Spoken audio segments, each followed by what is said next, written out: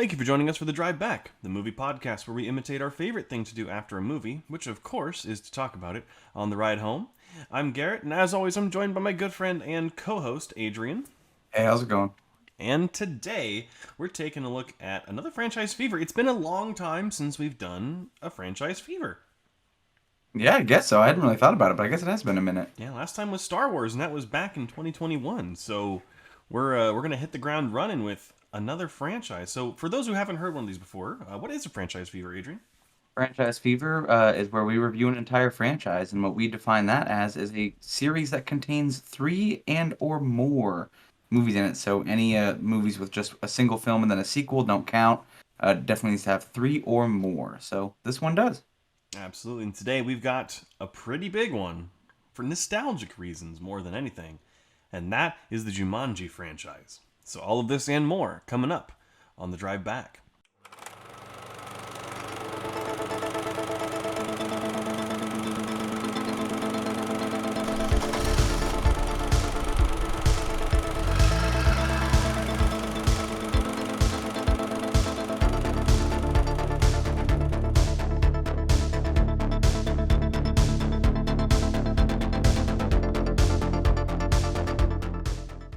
Alrighty, and we are back with the franchise fever for Jumanji. Now, before we dive into these, Adrian, what were kind of like what are your memories of the Jumanji franchise? Was it a big when you were a kid? Is it something you discovered later? Like, what's going on? I definitely watched the first one when I was a kid. That was definitely a core memory. But then I feel like I watched all of them as they came out. I don't think I missed a single theater release of any of these. Even though everyone kind of had iffy opinions of what they were doing to the new ones. To me, that's kind of part of something from my childhood, so I absolutely went and saw them. All right, yeah, I watched the first one. I don't want to say when I was a kid. I want to say it was a little bit older, probably middle school, high school when I saw it for the first time because I think I saw it was on Netflix when Netflix first started doing Oh streaming. wow, Maybe, yeah, or maybe it was before that. I don't remember. It was a while ago. But then obviously there is the second movie, which we are counting as a Jumanji movie, which is Zathura, which everyone I've talked to had said, yeah, of course you should count it as a yeah. I don't think Jumanji that's movie. even a question. I don't think that's debatable. No, it's the same author that did the Jumanji book, did Zathura the book, and it's basically Space Jumanji, as you said when we were talking earlier. So that one I did see relatively around when it came out, and then I did not see the latest two at all. So this was my first time seeing them. So gonna get some interesting, juicy first time reactions to those. But we're gonna go ahead. We got four movies to get through. Let's go ahead and jump right in. So the first movie we're covering today is, of course, Jumanji. Released in 1995, it was directed by Joe Johnston and stars Robin Williams, Bonnie Hunt, and Kirsten Dunst. When two kids find and play a magical board game, they release a man trapped in it for decades, and a host of dangers that can only be stopped by finishing the game. So, what are some general thoughts for Jumanji before we dive into some spoilers? Potential hottest take is this might be my least favorite after rewatching all four of them. Very interesting. Um, Probably a hot take, and I'm probably gonna get some flack for that. I just think it does. The story is classic, obviously. Like it Mm-hmm. plays on a lot of those tried and true motifs, and like, okay, here's a family story, here's family problems, but CGI doesn't hold up. The overall story isn't as exciting with what we get nowadays, and I know usually I'm always like, but you have to remember the time it came out, and I do consider that in this, but I definitely feel like it's a pretty straightforward movie compared to some of the other ones. Like, of course, they're all formulaic, but this one just felt, yeah, I don't know. It's tied, I would say, between it and another film for my bottom tier. Interesting. Yeah, And I actually would agree for the most part. great. I don't think it holds up nearly as well as a lot of people remember it. I definitely know it is a nostalgic movie.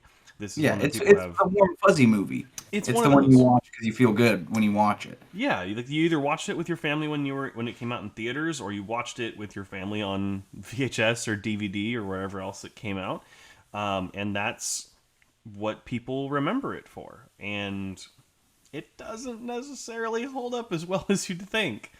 I There's think if some you were to really take off those, if you're to take off those rose-colored glasses, and someone was like, "I got the best movie for you," and then they put on Jumanji, and you had no concept, I think you'd be disappointed. I feel like you'd be like, "Oh, okay, like that was kind of cool, I guess." yeah. It's I kind of had to do that with this one, where I had to take a step back and be like, okay, let's look at this critically, let's look at this analytically, and it just doesn't. It's just not as exciting as I remember it being. And I think it's because one, a lot of things have changed since then. Obviously, there's Yeah. been we've visually seen a lot crazier things. Like you think about Avatar, the stuff that they could have done with the technology in Jumanji back Oh yeah. then. But I also think arguably some of the later films have a better premise Mm-hmm. or a more engaging premise. I think this one kind of I guess the first two do kind of a reverse thing, which is where, without spoilers, this is pretty obvious, but the world comes here instead of vice Mm-hmm. versa. Yeah. And I think that that is a little less. It seems weird to say, but I feel like that's a little less interesting because it still is defined by our real world rules. Like Yeah. physics still have to exist correctly. Like they have to make it and ground it in realism, whereas some later films definitely get to play around with that, which I think makes it more exciting. Yeah, and we'll get to those when we get to those. Yeah. But let's go ahead and drop spoilers for a spoiler warning for Jumanji. If you haven't seen it already, I'm pretty sure most of you have seen this movie. If you want to watch it, if you haven't, then look away. But Jumanji is available to stream on Netflix. I think it's a mainstay on there. I don't think But it's ever left. I think it I was like one of their first movies, and I think it's just been there ever since. Maybe. But yeah, so we'll go ahead and drop a spoiler warning for that. Let's go ahead and get this out of the way. One of the biggest things I don't like about the movie is that they don't stay in the house. I think that this movie would have been a lot better because it takes place in a mansion. Let's be real. Yeah, It's a really a nice large. house. Yeah. Now, it would have been so cool if, like, the house, obviously, slowly, when they come back to the house, they see that it's transformed. And obviously, there's trees and there's, like, the whole thing with the Fine. alligator is really Yeah. cool. I love that sequence. But you have to remember it's in the house, and if this house had started slowly transforming from the beginning, would have been way cooler. And they That were would have like been trapped your inside. concept, at least keeping it localized. Yeah, instead of like going to the shopping mall and having the hunter chase them through camping equipment, which was There were some funny parts. I found myself super. I love that scene because I feel like there's a lot that goes on in it, but it's also really funny. The multiple times I've seen this movie, if you pause it and you watch, like you decide to follow a shoplifter, a different one each time, they're all doing such crazy things in the background. Like they're looting and literally like gunshots are going off and they're like, "Ooh, but I'm still gonna take this." that means the attention is over there. I'm gonna take Even though this there's a man with microwave. a larger gun than I've ever seen in my life coming towards me. The gunshots are over there. I'm over here, and I really want They're, this like, in the same Samsonite aisle. travel case. There's shoplifters in the same aisle as the hunter when he shoots. Like they're like like forgivingly they're 10 feet away from somebody with like a ballistics level rifle, it seems. Like military grade anti tank rifle, and they're like, "Yeah, it's fine. It's just another like, indication it's America, I guess." Yeah, don't tell them you got that here, huh? I'm trying to remember. He paid with like gold coins or something, or like And then the guy was like, "Oh boy, then maybe I'll fill out the paperwork for you," and just hand him a rifle. totally pre-recent history America. Um, Hey man, dressed like a Tarzan like big hunter. game hunter. I would definitely be like, this is the guy that doesn't need a gun. Like, this guy is clearly off some kind of rocker. He's in the middle of a shoe factory town, dressed like he's exploring. What's this? Oh, a Smith and Wesson. I'll take that for 3 gold pieces. That's just ridiculous. But one of the other things I wanted to point out about this movie too, and actually it's a discussion that I was hoping would alter with the course of each movie. And my question to you is that do you think that the Jumanji game, or Zathura when we get Or to the Zathura, board game, the like board actual. game, which then transforms into a video game later, We own the board game. Do you think it is inherently evil?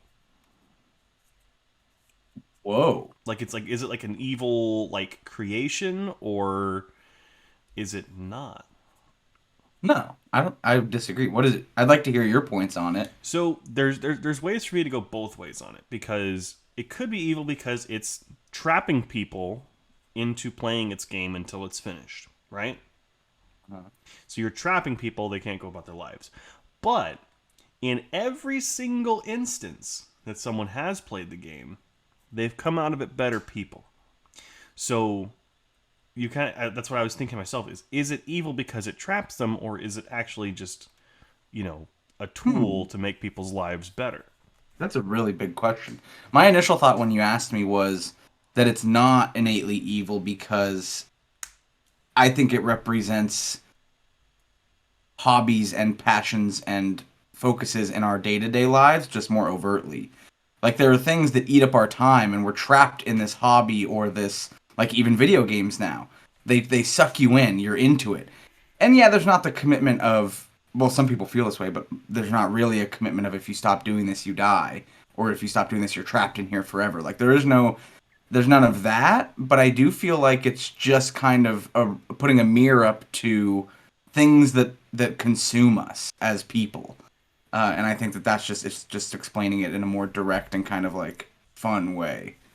Interesting. That's totally not how I interpreted it. This is why we love doing the podcast. I see it as like a means like I guess we'll see. Yeah. Okay. Let's play the game of is it evil or not. Let's get rid of my argument. Let's play that. For this movie, no. all right. I would say like just the board game compared to the video game later feels more like bad than the video game because at least the video game is giving you extra lives.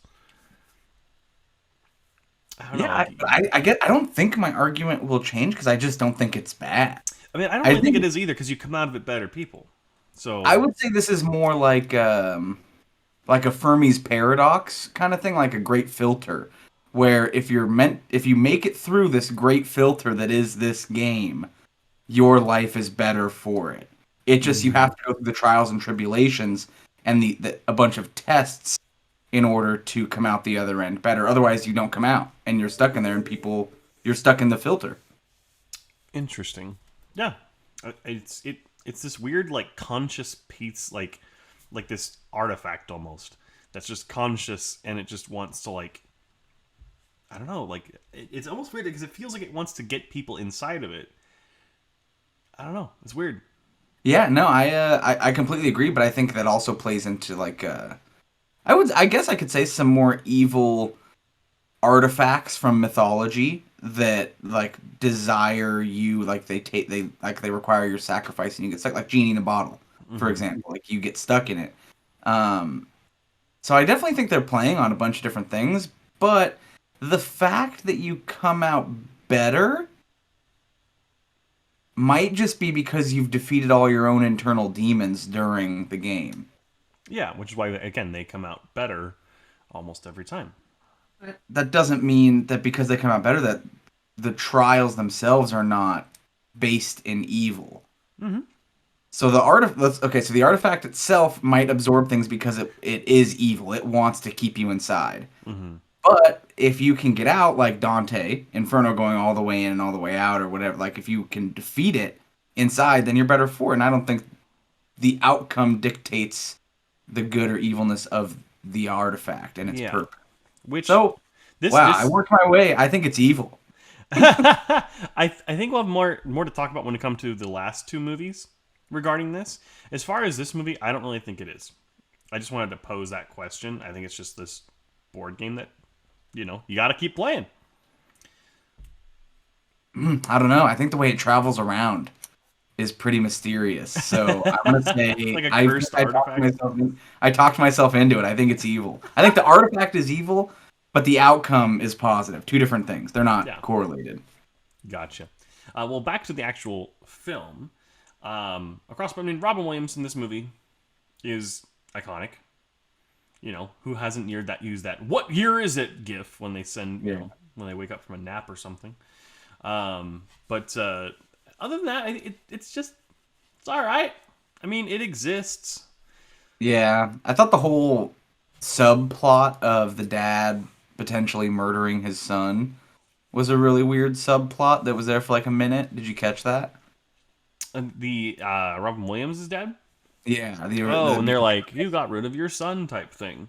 yeah, and it was like, okay, that seems like we're taking a stretch there. Like we don't need to Automatically accuse the rich white guy of murder. What? Jeez.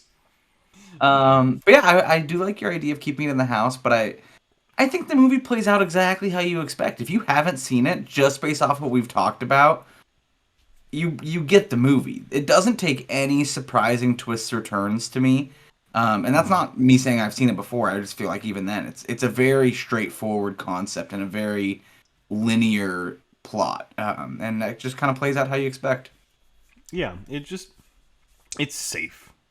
I think is the best way to put it. It's so crazy though, because it feels like the concept shouldn't be safe. Like you Right? think, like, hey, let's make this movie. That's crazy. But then it plays out so safe, and I wonder if the studio had anything to do with reining it in, for like moviegoers of the time or anything. Maybe, I don't know, or like they can only go so far with how kind of scary it could be. There's hints at a horror movie in here. Like when the mosquitoes get out and it's like there's like the ambulances flying around, you got people getting like that, and then it's just dropped like nothing happened. That's what I'm saying. I feel like the movie is like, I think there might have been a slightly more egregious script originally written about how horrifying this concept would be, and then I think the studio was like, people don't need that right now. Let's tone it down. It might have been like whenever this movie came out, people needed a family movie instead of what could have potentially, like, you think there's a lot of different components in here that could have had their own whole storyline. The hunter, the freaking plagues that came out of it, the lions in the bedroom, like there's a lot of things that could have been terrifying, and the movie kind of plays them off more like a family comedy. So I wonder if it was changed. It had to have been at some point, or at least toned down a little bit. Release the Snyder cut of Jumanji. The Johnston okay? cut. While you're doing that, can we get the Johnston cut of the Rocketeer and the Johnston cut of Jurassic Park 3? Can we get those, please? Because it's the same director for all three. Yes, it is. So, but other than that, yeah, it's just a safe movie. It doesn't really take any chances. So, I mean, apart from Robin Williams is fantastic. So, Yeah. But Adrian, any final thoughts before we switch to the next film? No, I'm so curious what you gave it, though. Well, I asked you first. What did you give it? Oh, okay. I think this movie plays it relatively safe. I think a lot of the scores and reviews you'll see online are based on nostalgia, which I often find myself falling into. I've definitely defended that before, but this movie, upon rewatching it, just doesn't have the staying power that I remember. I found myself more excited to watch later entries in this franchise than I was to watch this one. I think that's a pretty telltale sign of where this falls on the list. So I gave this one a 67. 67. All right. I actually, so with my final thoughts, I said that while its nostalgia status is very high and Robin Williams' performance is a clear winner, the film is definitely showing its age, and it really isn't as fun as I remember it being. It's just kind of bland.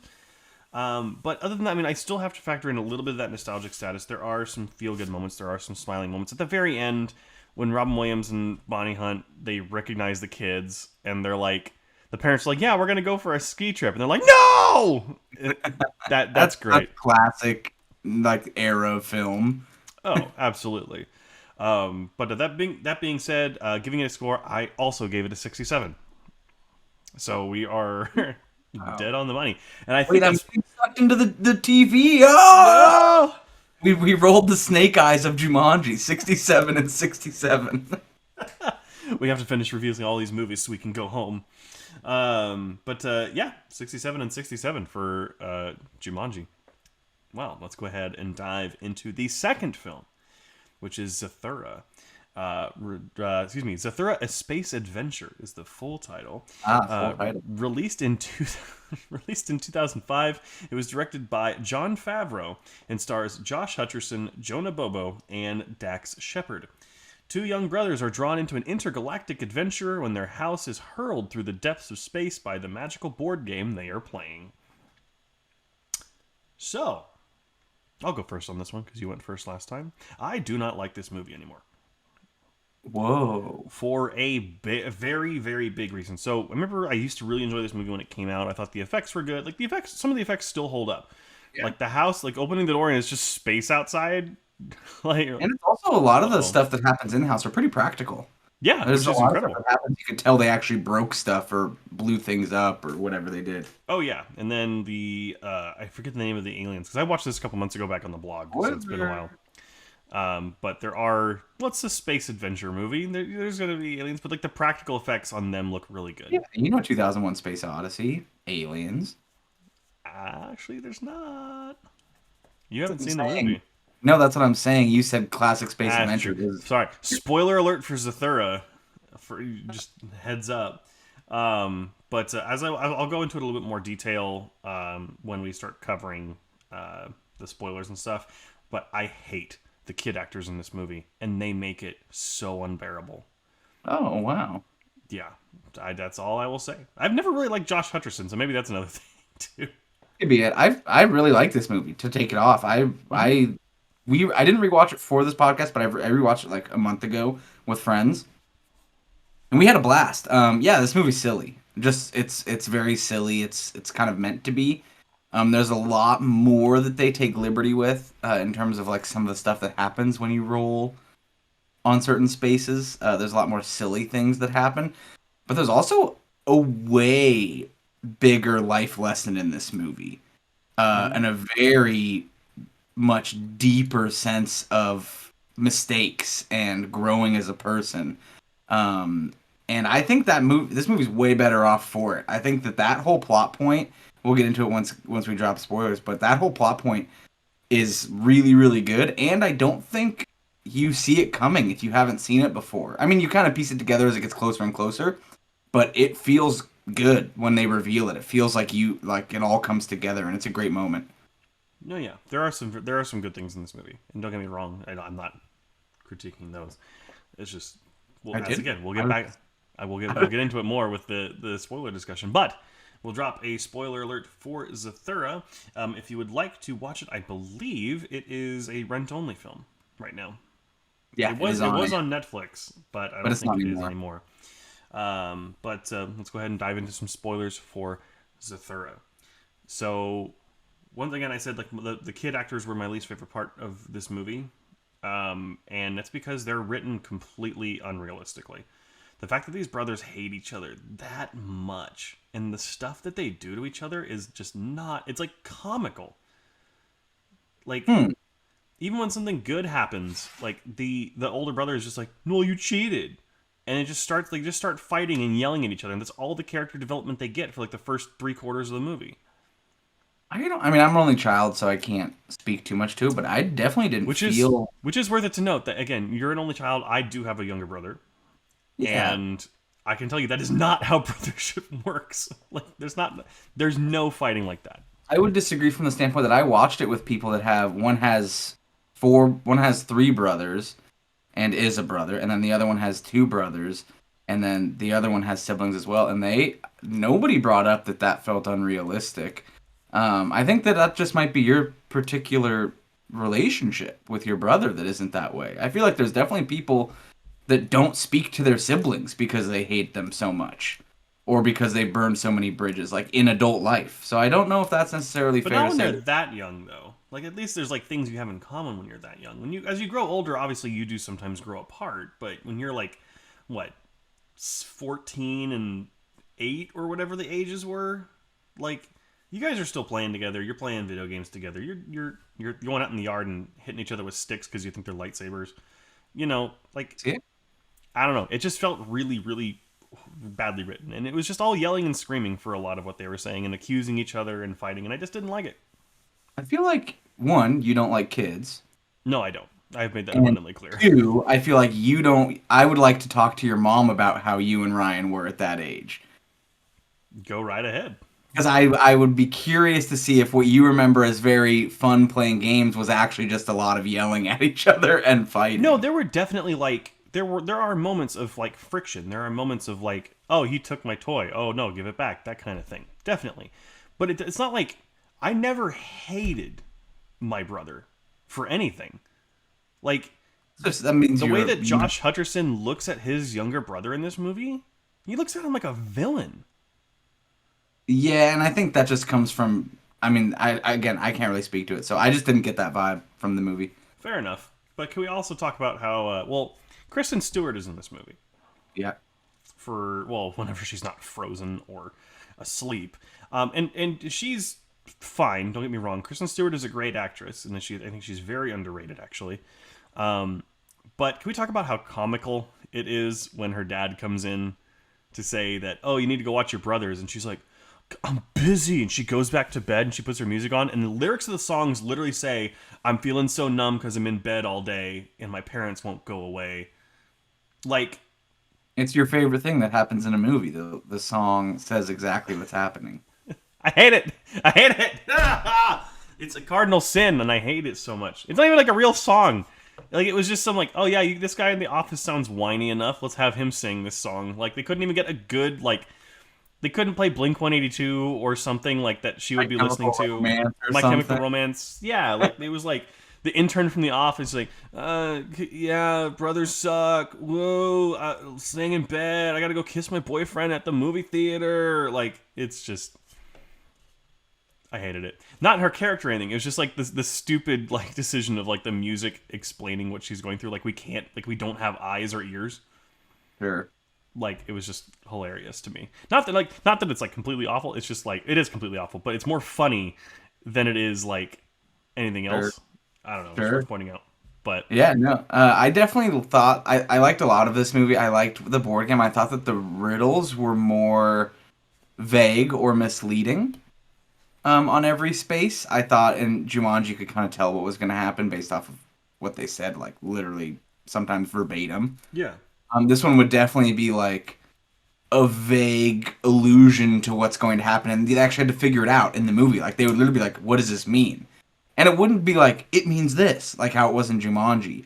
It was more like, it's going to unravel in front of you, and you don't know yeah, what this means. And I thought that was way, way better of a pacing for the film in terms of like how each event and each space unfolded. It felt more engaging because I didn't know right away. It definitely played out in front of me. I will say this film is way better paced and way better executed than Jumanji feels.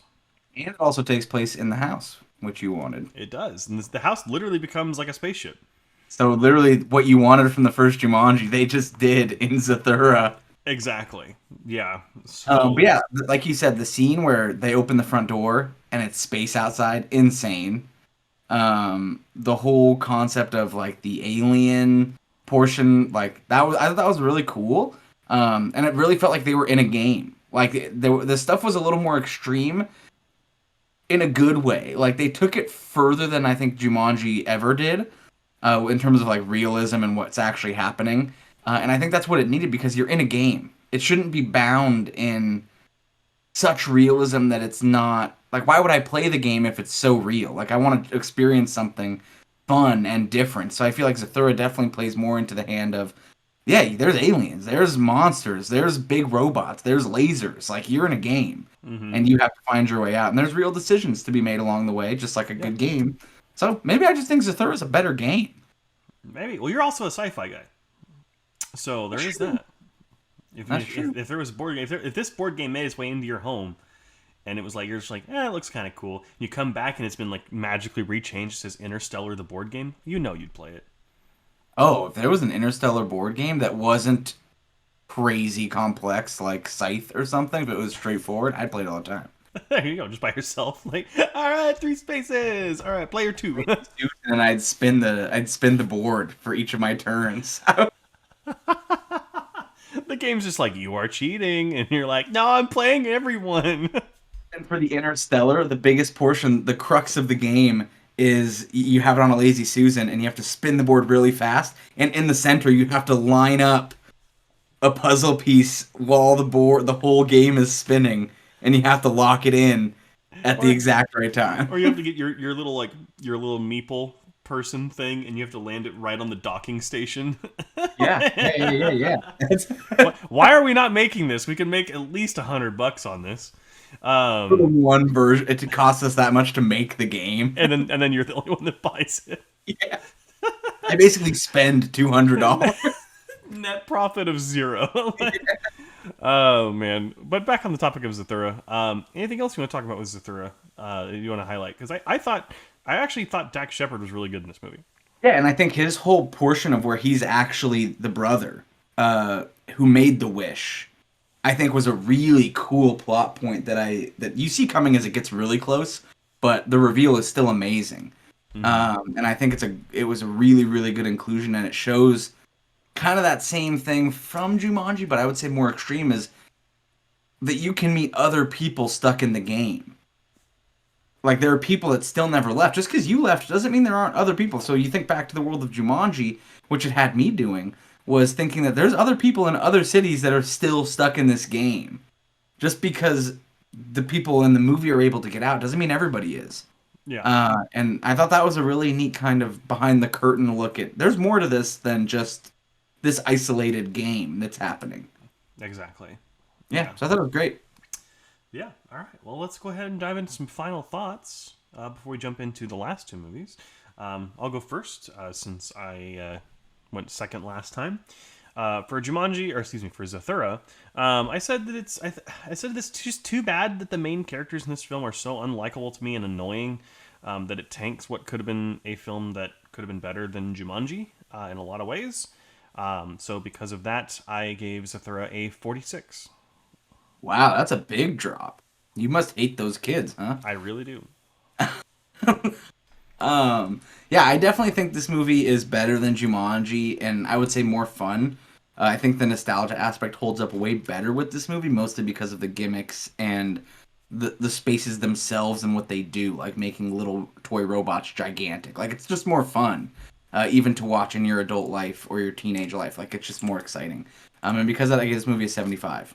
I definitely think it's considerably a jump up from the first one, especially in retrospect. I think it definitely holds up better. All right. Well, we're going to be moving on to the third movie. Well, second movie in the franchise, because it was most people, like, officially it doesn't include Zathura, but we'll say third movie in the episode, and that is Jumanji, Welcome to the Jungle. Released in 2017, it was directed by Jake Kasdan and stars Dwayne Johnson, Karen Gillan, and Kevin Hart. 4 teenagers are sucked into a magical video game, and the only way they can escape is to work together to finish the game. So, some general thoughts before some spoilers, Adrian? Sure, yeah, I think this is an absolutely amazing refresh of the concept. I think this movie is super, super fun. I love some of the tropes that they do about video games that I'll dive into. But I think it's probably the best someone could have done to revitalize an old concept, and I think it's probably one of the best we've seen and the best that we will see for quite a while. Completely agree. I watched this for the first time, and I was just I don't know what I was expecting, because I remember when it was originally released and announced, I was like, why are we getting a Jumanji? We didn't need to get another one. And then after watching it, I'm like, okay, yeah, I like this a lot. It's a blast. It's yeah, so much fun. It's so much fun. Highlight is definitely Jack Black for me in this movie. Yeah. But I'll just go on a limb and say I think this is the best movie out of all of Ooh, them. okay. Debate. It's tied for first, I guess. These last two are very close to me. Yeah, I would say this one is the best in my opinion, because it feels the most focused and it feels the most like true to the original, which we'll get into when we talk about the second one. Yeah, I always love a good adventure movie, and I loved Jungle Cruise. I'm sure, even though it's getting some mixed reviews, I'm sure I'll like Uncharted. Seeing it tonight, I'll let you know if you want to know. There you go. I'm hopefully seeing it this weekend, so maybe we'll have a YouTube review up on the channel if we're lucky. There you go. Yeah. Well, let's not spoil anything else before we drop a spoiler warning. So, spoiler warning for Jumanji: Welcome to the Jungle, which is rent only, unfortunately. That being said, not unfortunately, you should go rent it. It's a great movie. Yeah, but I mean, like, With like Netflix and HBO Max, you don't want to spend $4 to watch a movie. You're expecting it to be on something. Netflix and Sony signed a deal. Why aren't these on Netflix? Because they're worth renting. Okay, fair enough. Alrighty, well, jumping into some spoiler discussion for Welcome to the Jungle. Anything you want to highlight first? Yeah, kind of what you're saying, just to your point of how Jack Black was your favorite character. I think actually all the characters are super well done in terms of playing their alter roles. The only one that I had a really hard time with in this movie, and I love this person as a comedian and as an actor, but I just felt like Kevin Hart was just Kevin Hart. Mm-hmm.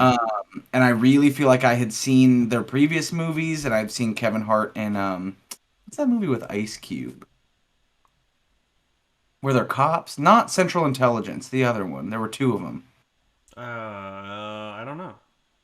Off the top of my head. But I just feel like he literally played himself. It was like, I don't really think he was doing anything different, and I just kind of felt like that was just whatever. I really like Dwayne The Rock Johnson's character. I think he does a great job playing a kid that doesn't look like that, suddenly getting to look like that. And yeah. Just poking his muscles, like feeling himself. Yeah. I just love, this is kind of like my main thing. I think this is one of the best video game adaptations we've gotten on screen because it's not based on a real game, but they took all the tropes of like buffs and nerfs and perks and weaknesses and NPCs repeating the same thing over and over again because they have no other dialogue besides what you have to ask them. I just thought this, the game stuff was so fun to me. So, real quick question: have you seen Free Guy yet? Then. No. Okay, I feel like you'll say the same thing about Free Guy then. Okay. A lot of people call Free Guy one of the best video game movies. Because it's not based on a real video game. Yeah, it's about the video game culture and Yeah. video games as an idea, which I totally agree with this movie. The only thing I would have liked to have seen is, and maybe it's because it's like a cartridge game and not a modern day video game, but there's no glitches. Like, I would have loved to have seen, like, you know, just something in the background, like an NPC just like bonk into the wall, bonk into the wall, like over and over again. That would have been like, it's not perfect kind of a thing. Also would have been really fun, and this is getting so meta, but like if for example they entered a cutscene or they're talking to someone but that person hasn't loaded in yet, and so or like someone just pops in, like an NPC just is now in your house and is like, you have to come help, and they're like, whoa, what? Like some of the stuff that, because right, quest giver. Games, yeah, but like in video games, if it's not happening in front of you, it's off screen. Mm-hmm. Like stuff happens in the game without you seeing it, but so it would have been really funny to have stuff just pop in or stuff just render in front of them, like they're walking and then suddenly like a house pops in. Or oh, here it is. This is the best one they could have done. They're walking into the town in that very kind of the beginning, into that village, and it's empty, and they're all like, "Whoa, this is an abandoned town," and then everybody pops in. Like, they all load suddenly, and everyone's just in the middle of an action and talking. Or like it's all like all the walls of all the buildings and stuff look like super low texture, and then it just pops in high texture. Super fun, yeah. But again, these were retro video games, like a cartridge one, which those were for the most part complete when they came out. Yeah, no DLC or pay to continue playing. No patches. Yeah. Yeah. But yeah, I think the acting across the board here is fantastic. I even like Kevin Hart in this movie, and I don't like Kevin Hart usually. So say I didn't like him. He was just my lead of like the main four or the main six or whatever. Yeah, he just wasn't my favorite. Definitely. The one thing I will complain about this movie, it just the villain just existed. I had the same problem with the second one too. Oh yeah, we'll get there. Yeah. Yeah. So I just feel like this is a. But again, I feel like you watch this and it is an adventure movie. Mm-hmm. It feels like the same that I felt when I was watching like Indiana Jones for the first time, or like the old school Tomb Raiders. Like you're just along for this ride that is a blast. Indiana and you can Jones, Jungle Cruise, Indiana, what was the other one? The Mummy. This also had a lot of the Mummy in it too. Yeah, it feels like that again. I feel like we went a long time without getting that kind of movie where it's just solely fun and they don't care about any of the real rules of film or anything. Yeah. But you can also tell that a lot of this movie is real people doing real stunts. Yeah, there's CGI, sure, and there's quite a bit of it, but some of the stuff that makes this so cool is you can totally tell they're throwing people around on set. Like, those people showed up, and they did some stunts. Like they did some crazy stuff. Oh yeah, especially when like the Rock figures he can punch for the first time, and people just go into buildings and such. Like, it's crazy. We'll talk Or about that. like, is this they kind of blur? This is the weaknesses one with Cake, right? Yeah. With Jack Black. I just thought that was so funny because it's like I'm like my weakness is Cake because he's bigger, and then it's No, like it's Kevin Hart was the weakness with Cake. Okay, Kevin Hart was the weak one. I got them all confused. Yeah, and Jack Black's like, no, this is bread. This bread is delicious. And he's like, how did you not know this was cake? And he's like, I haven't had cake in like 10 years or whatever. Like, Like little moments are the ones that made this movie so funny, though. It's just like those weird little one-liners that you're like, what? They're perfectly in sync with the characters and the actors that are performing them. Yeah, great movie. Really, really fun movie. All around, just a lot of fun. Yeah, totally. And I think any kind of problems it has, like I immediately kind of put into the background, just because, like, I haven't had fun with a movie like this in a very long time. Yeah, it's that adventure movie that we missed for a long time. It was nice to see it back. So absolutely. But any last thoughts before we move on? I think this is a great movie. It's probably one of the best franchise reboots that I've ever seen in my life. And I can't imagine one being any better. I can see one's matching it, but this is pretty much as good as it gets. If you were skeptical, kind of like Garrett was, like, why do we need a Jumanji movie? Go watch it and then ask yourself that, because this is an absolute thrill ride from beginning to end. And there's no stopping it. It's absolutely fun once you put it on. The moment they enter the game, this movie is an absolute blast. Yeah. And because of that, do you want to guess what I gave it? I'm going to say an 82. That's exactly what I gave it. Holy crap! Wow, that's crazy. I don't know why that number popped into my head. I think you sent it to me through Psychic Link. That was crazy. Wow. I had no idea. Just random number. I was like, 85 is too high, 80 is too low from the way he's talking. 82 is what I think. Wow, nice. But moving on to my final thoughts, I said that Welcome to the Jungle is a welcome return to the world of Jumanji that surprisingly surpasses the original and is a hell of a lot of fun. And because of that, can you guess what I gave the movie? 76. You're so close. 78. Oh, that was 78 was the first thing that came in my head, but I thought it was too high for how you're talking. But yeah, so it's a lot of fun. I mean, it has its issues, certainly. But, I mean, for this one, you just kind of put it in the background. It's just fun. Absolutely. All right, let's get to the last movie. The last movie today is the fourth film in the franchise, which is Jumanji: The Next Level. Released in 2019, it was directed by Jake Kasdan and stars Dwayne Johnson, Karen Gillan, and Kevin Hart. In Jumanji: The Next Level, the gang is back, but the game has changed. As they return to rescue one of their own, the players will have to brave parts unknown, from arid deserts to snowy mountains, to escape the world's most dangerous game. So, I also like this movie quite a bit. It does have some things in it that I feel prevent it from being as good as Welcome to the Jungle. Aquafina. Honestly, she wasn't that bad. Plot twist. Huh? From me, which is saying something because I usually don't like her at all. But like again, it's as fun as the previous one. But I think that there are a couple things that detract from it, which we'll get into when we get to spoilers.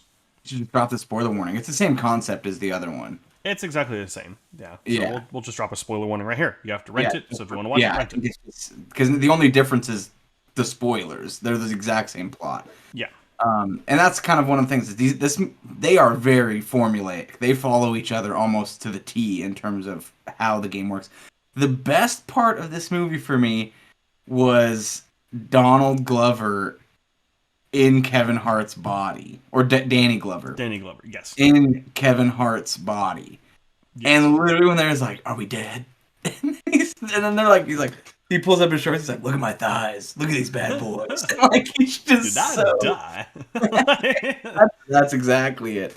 But I just think it's usually Kevin Hart. Like the reason I didn't like him in the other one is because he just plays himself, and that's funny. But it's just kind of repetitive when you've seen like 20 films with him doing that exact same thing. Yeah. So I think that him playing kind of a more subdued, like older man who doesn't know what's going on It's was so great. really, really funny. Yeah, and I don't really like Kevin Hart usually, and I really liked him in this movie. When he was playing as Danny Glover, Yeah. when he goes back to himself, it's kind of like, all right, cool. The same old, same old. Same old, same old. But one of the weaker links I'm going to say, though, was Dwayne Johnson's voice when he was Danny DeVito. Yeah, it didn't commit at all. It's kind of weird, like a weird New Jersey accent, like going on.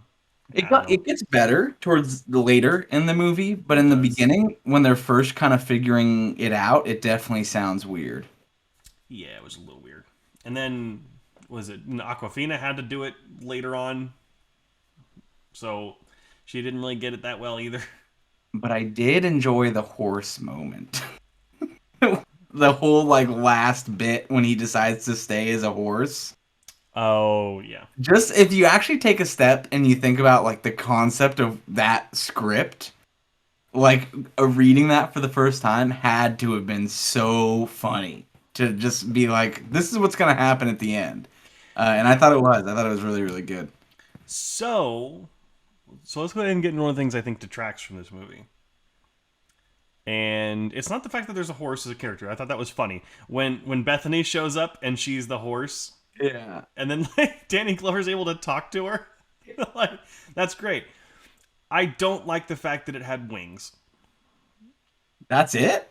Well, like it totally made the last act like just irrelevant almost, because they had like this like super tool to save the day. I Like, feel like that's a video game. Like you always get some but crazy. the first movie grounded Jumanji as like it was more not realistic, but it was like animals didn't do things that were mythical. If that makes sense. Okay. And in this one, all of a sudden, there's just a Pegasus. Yeah, I guess it didn't really. It just comes out of nowhere, and like it just kind of makes the whole ending like, they could have handled like what happens if you lose a life. Like if the Rock was able to get the stone and throw it down to them and then fell. Yeah. That would have been so much more interesting to explore than just, oh, by the way, here's flying horse.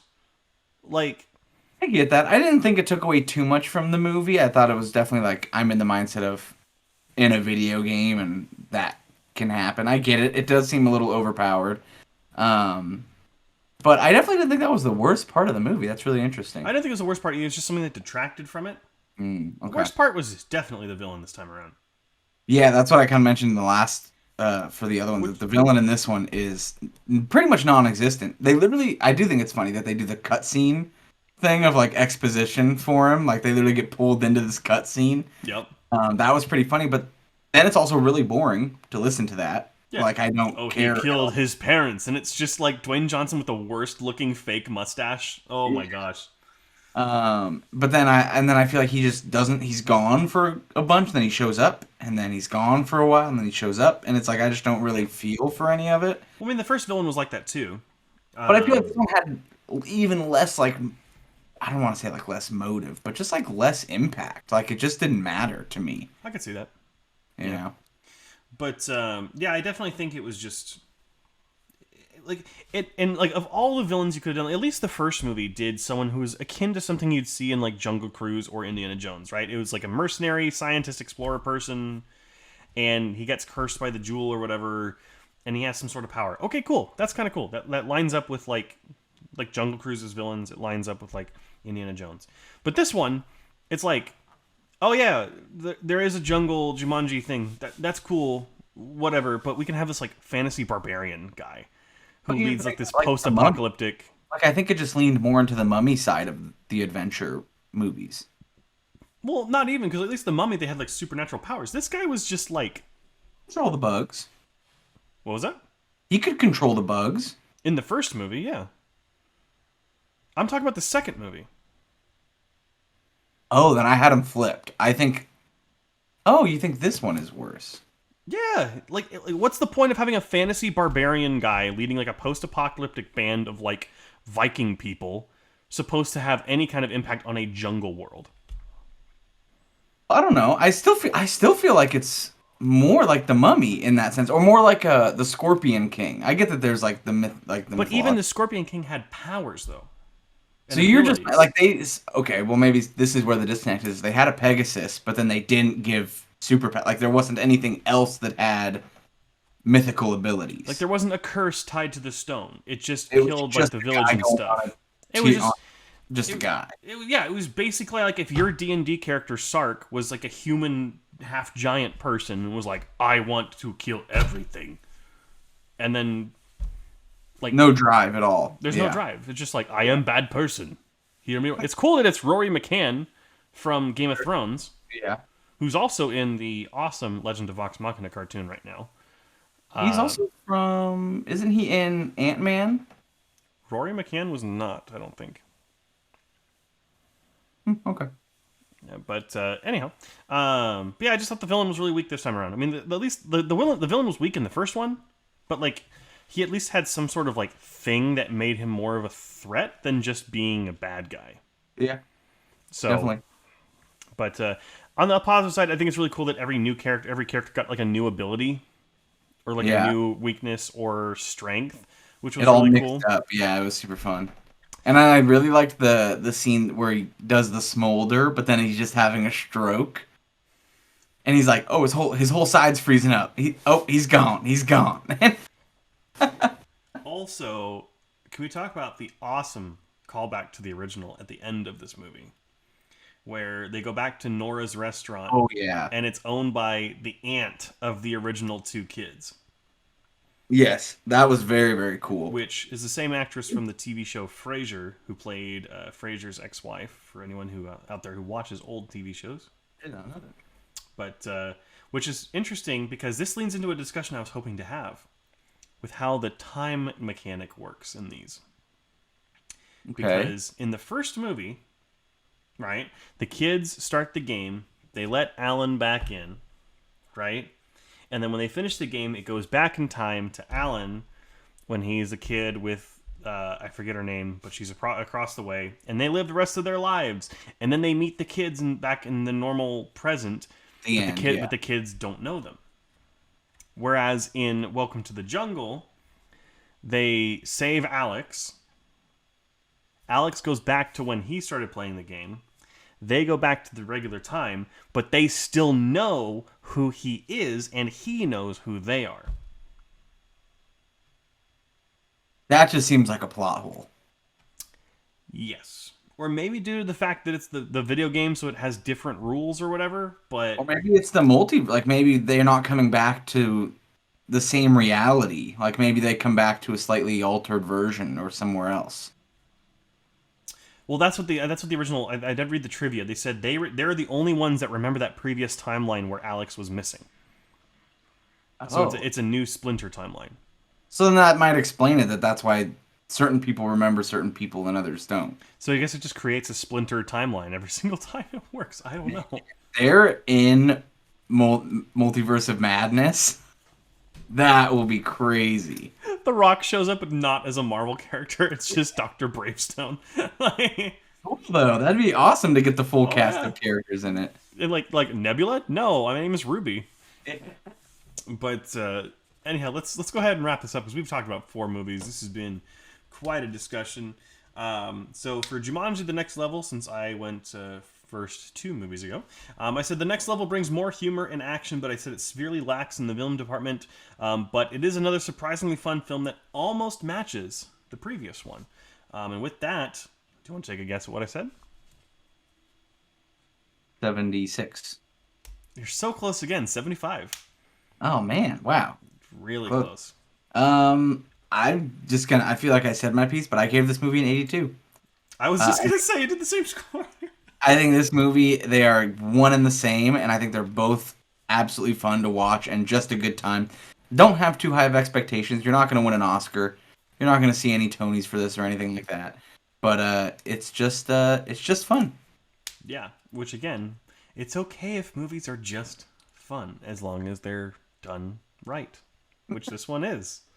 There's definitely movies that are just fun that are not enjoyable to watch though. So, anyhow, That's going to bring us to an end for this episode. I have to pull up what's going on next week. But Adrian, if anyone doesn't know where to follow us yet, this is our 90th episode, I believe.